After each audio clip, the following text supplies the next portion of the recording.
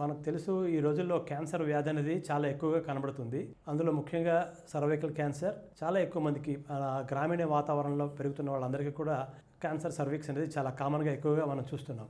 ఈ cancer cervix రావడానికి చాలా రకమైన కారణాలు ఉంటాయి.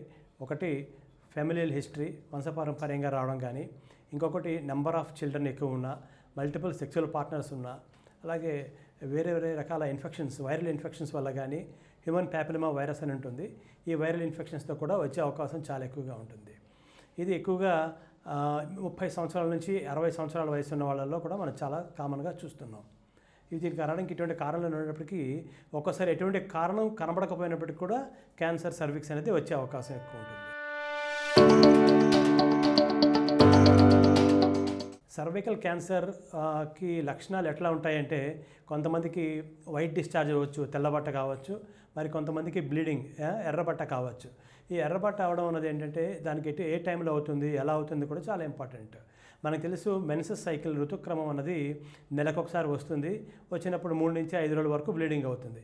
కానీ క్యాన్సర్ సర్వీక్స్ ఉన్న లక్షణాలు ఏంటంటే బ్లీడింగ్ ఎక్కువ రోజులు కావచ్చు, 3-4 రోజులు కాకుండా 15 రోజులు కావచ్చు, కొంతమందికి ఓవర్ బ్లీడింగ్ అవ్వచ్చు, కొంతమందికి ప్రతి నెలకి వచ్చే బదులుగా 15 రోజులకోసారి బ్లీడింగ్ అవుతూ ఉంటుంది. కొంతమందికి సంభోగం తర్వాత అంటే పోస్ట్ కాయికల్ బ్లీడింగ్ కూడా అయ్యే అవకాశం ఉంటుంది. అంటే మనం ముఖ్యంగా చెప్పవలసింది ఏంటంటే బ్లీడింగ్ కానీ వైట్ డిశ్చార్జ్ ఉన్నా కూడా అది క్యాన్సర్ సర్వీక్స్కి లక్షణం కావచ్చు. ఇంకొంతమందికి ఇదే సర్వైకల్ క్యాన్సర్ కొంచెం ముదిరిపోయినట్టయితే బ్యాక్ పెయిన్ కానీ లేకపోతే యూరినరీ ప్రాబ్లమ్స్తో కానీ కూడా ప్రజెంట్ చేస్తూ ఉంటారు. కొంతమంది అదే జబ్బు వేరే వేరే ఆర్గాన్స్ స్ప్రెడ్ అయిపోతే అది లంగ్స్కి కానీ వేరే చోట స్ప్రెడ్ అయితే కాఫ్, దగ్గు, చాలా కంటిన్యూస్గా కాఫ్ ఉంటుంది, ఎన్ని మందులు వాడినా తగ్గదు. ఈ విధంగా కూడా మనకి చాలామంది పేషెంట్స్ ప్రజెంట్ చేస్తూ ఉంటారు. ఇంకొంతమంది మెన్సెస్ ఆగిపోయిన తర్వాత కూడా బ్లీడింగ్తో కూడా వస్తుంటారు. వీళ్ళకి ఏంటంటే ఒక్కోసారి యూటరైన్ క్యాన్సర్స్, ఎండోమెట్రియల్ క్యాన్సర్ కానీ లేకపోతే సర్వైకల్ క్యాన్సర్ కానీ ఉన్నా కూడా ఇదే టైప్ ఆఫ్ ప్రజెంటేషన్ ఉంటుంది. సో కాబట్టి ఇటువంటి లక్షణాలు ఉన్నవాళ్ళు ఎవరైనా సరే ఇమీడియట్గా చూపించుకుంటే దానికి తగ్గ ట్రీట్మెంట్ చేయించుకుంటే పూర్తిగా తగ్గిపోయే అవకాశం ఉంటుందండి. సో రిస్క్ ఫ్యాక్టర్స్ అంటే ఇందాక చెప్పినట్టుగానే దీనికి కారణాలు ఏంటి అనుకున్నామో అవే రిస్క్ ఫ్యాక్టర్స్. ముఖ్యంగా హ్యూమన్ ప్యాపిలోమా వైరస్. మనకు తెలుసు ఇటువంటి వైరస్ చాలా కామన్గా ఇప్పుడు అందరూ మనం చూస్తున్నాము. 16, 18 ఇటువంటి నెంబర్ ఉన్న వైరస్ స్ట్రెయిన్స్ క్యాన్సర్ని కాజ్ చేసే అవకాశం ఎక్కువ ఉంటుంది. కాబట్టి ఇటువంటి వైరస్ వాటికి ఎక్స్పోజ్ అవ్వకుండా ఉండడం చూసుకోవాలి. అలాగే నెంబర్ ఆఫ్ సెక్సువల్ పార్ట్నర్స్ కాకుండా తక్కువ మంది, ఒకళ్ళ ఇద్దరితో తప్పితే ఎక్కువ మందితో సెక్సువల్ యాక్టివిటీ చేయకూడదు. అలాగే నెంబర్ ఆఫ్ చిల్డ్రన్ కూడా మనం లిమిట్ చేసుకుంటే క్యాన్సర్ వచ్చే అవకాశాన్ని చాలా వరకు తగ్గించవచ్చు. ఇది రాకుండా ఉండాలంటే కంటే కూడా ముందు ఇటువంటి లక్షణాలు ఉన్న వాళ్ళని ఎట్లాగ మనం ఐడెంటిఫై చేయాలని చూస్తాము.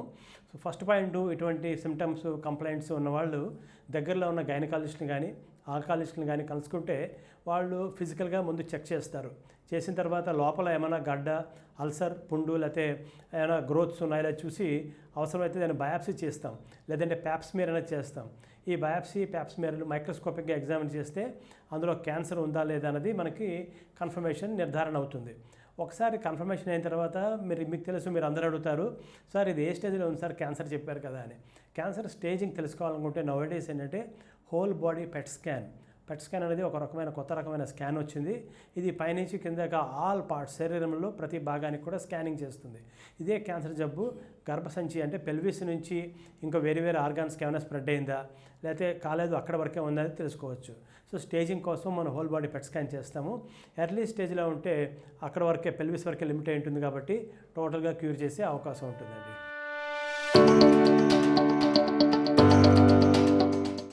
కిస్సింగ్ వల్ల కానీ అదర్వైజ్ వేరే రకంగా కూడా ఈ క్యాన్సర్ వచ్చే అవకాశం చాలా తక్కువ. సర్వైకల్ క్యాన్సర్కి అటువంటి సంబంధం లేదు. ఇంకోటి ఏంటంటే క్యాన్సర్ అన్నది ఇన్ఫెక్షియస్ కాదు కాబట్టి ఒకరినొకరు ముట్టుకున్నా, ఒకరితో కలిసి జీవిస్తున్నా కూడా క్యాన్సర్ అనేది ఒకరి నుంచి ఇంకొకరికి స్ప్రెడ్ అవ్వడం జరగదు.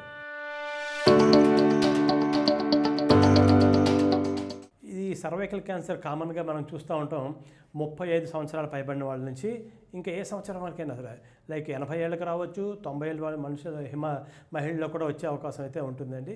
స్పెసిఫిక్గా మరీ యంగ్ ఏజ్ గ్రూప్ లైక్ 20 సంవత్సరాలు, 19 సంవత్సరాలు, 30 సంవత్సరాల వయసులో అయితే వచ్చే అవకాశం తక్కువ. బట్ 35 పైబడిన వాళ్ళందరిలో కూడా వచ్చే అవకాశం ఎక్కువ ఉంటుంది. సెక్సువల్ యాక్టివిటీ వల్ల అంటే ఇందాక చెప్పినట్టుగా మల్టిపుల్ సెక్సువల్ పార్ట్నర్స్ కానీ లేకపోతే ఆపోజిట్ సెక్స్కి వాళ్ళకి human papilloma virus HPV infection ఉందంటే అదే ఇన్ఫెక్షన్ ఇక్కడ స్త్రీకి కూడా స్ప్రెడ్ అయ్యి దానివల్ల క్యాన్సర్ వచ్చే అవకాశం ఎక్కువ ఉంటుంది. కాబట్టి అటువంటిప్పుడు చెప్పినప్పుడు కాస్త సేఫ్ సెక్స్ ప్రాక్టీస్ చేసుకుంటే అవకాశం తగ్గుతుంది.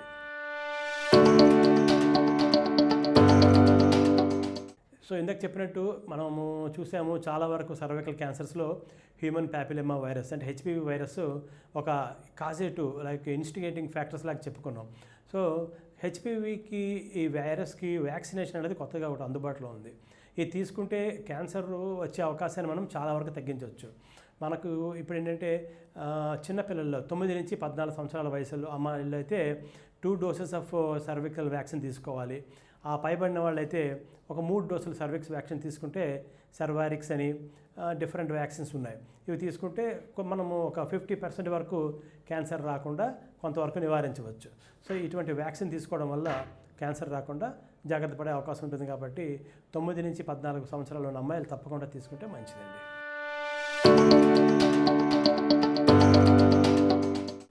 ఈ సర్వారిక్స్ వ్యాక్సిన్ వల్ల హెచ్పివి వ్యాక్సిన్ వల్ల ఎటువంటి సైడ్ ఎఫెక్ట్స్ ఉండవు. ఎంతోమంది అమ్మాయిలు వస్తున్నారు, తీసుకుంటున్నారు, ఎవరికి ఏం జరగట్లేదండి. కొత్త ప్రాబ్లమ్స్ అయితే రావు. బట్ ఫ్యూచర్లో క్యాన్సర్ వచ్చే అవకాశం చాలా తగ్గుతుంది. అది తీసుకోవడమే చాలా మంచిది. Better to take it. Birth control pills వాడితే అంటే హార్మోన్ ఇవన్నీ కూడా హార్మోన్స్ మీద ఉంటాయి కాబట్టి ఇటువంటి హార్మోనల్ ఎఫెక్ట్ వల్ల కూడా క్యాన్సర్ వచ్చే అవకాశం ఉంటుంది. బట్ అంత ఎక్కువగా రిస్క్ ఉండదు. వచ్చే అవకాశం అయితే ఉంటుంది, ఛాన్స్ అయితే ఉంది. సో ఇదేంటంటే మెయిన్ థింగ్ అక్కడ వస్తే ఇదే కెమికల్స్ ఉంటాయి కాబట్టి కెమికల్స్ వల్ల వచ్చే అవకాశం ఉండొచ్చు, ఉండకపోవచ్చు. బట్ ఇప్పటిదాకా ఎక్కడ కూడా అది ఎక్కడ రిపోర్ట్ అవ్వలేదు శానిటరీ ప్యాడ్స్ వల్ల వస్తుంది అనేది. ఎక్కడ ఈ క్యాన్సర్ కాజ్ చేస్తుందని ఎక్కడ రిపోర్ట్ అవ్వలేదండి. అంత భయపడాల్సిన పని లేదు. ఎస్టీడీ సెక్సువల్లీ ట్రాన్స్మిటెడ్ డిసీజెస్ వాటి వల్ల వచ్చిందంటే అదొక ఇన్ఫెక్షన్ ఒకటి ఉంటుంది కాబట్టి దాని మీద మళ్ళీ again human papilloma virus infection వస్తే క్యాన్సర్ రావడానికి అవకాశం ఎక్కువ ఉంటుందండి. ఏ క్యాన్సర్ అయినా సరే రాకుండా ఉండాలంటే ముఖ్యంగా మన లైఫ్ స్టైల్ హ్యాబిట్స్ చాలా మార్చుకోవాలి. ఒకటి ఆహారం ప్రాపర్ డైట్ తీసుకోవాలి. ప్రాపర్ డైట్ అంటే మనం జంక్ ఫుడ్ తీసుకోకుండా ఉండాలి. హై ఫైబర్ డైట్ తీసుకోవాలి. లీఫీ వెజిటబుల్స్ తీసుకోవాలి. మంచి సిట్రస్ ఫ్రూట్స్ అంటే విటమిన్ సి, మల్టీ విటమిన్స్ అవన్నీ తీసుకుంటే కొంతవరకు కంట్రోల్ చేయొచ్చు. అలాగే యాంటీ ఆక్సిడెంట్స్ ఎక్కువ ఉన్నటువంటి క్రూసిఫరస్ వెజిటబుల్స్ అంటే ఏంటి క్యాబేజ్, క్యాలీఫ్లవర్ ఇటువంటివి ఎక్కువ తీసుకుంటే మనకి యాంటీ ఆక్సిడెంట్స్ ఎక్కువ ఉంటాయి కాబట్టి క్యాన్సర్ని తగ్గించే అవకాశం ఉంటుంది. అలాగే రాకుండా ఇంకొకటి ఏంటంటే హెచ్పివి వైరస్ వ్యాక్సినేషన్ చెప్పాము, ప్రివెంట్ చేయడానికి అవకాశం ఎక్కువ ఉంటుంది. అలాగే బాడీ వెయిట్ పెరగకుండా కంట్రోల్ చేసుకోవాలి. ఒకవేళ సిగరెట్ కాల్చే అలవాటు ఉంటే కంట్రోల్ మానేయాలి. ఆల్కహాల్ తీసుకునే ఒక అలవాటు ఉంటే దాన్ని కూడా పూర్తిగా మానేస్తే, అలాగే మల్టిపుల్ సెక్సువల్ పార్ట్నర్స్ మనం ఇన్వాల్వ్ చేయకుండా ఉంటే మంచిది. నెంబర్ ఆఫ్ చిల్డ్రన్ కూడా లిమిట్ చేసుకుంటే క్యాన్సర్ రాకుండా పూర్తిగా చాలా వరకు కంట్రోల్ చేసే అవకాశం.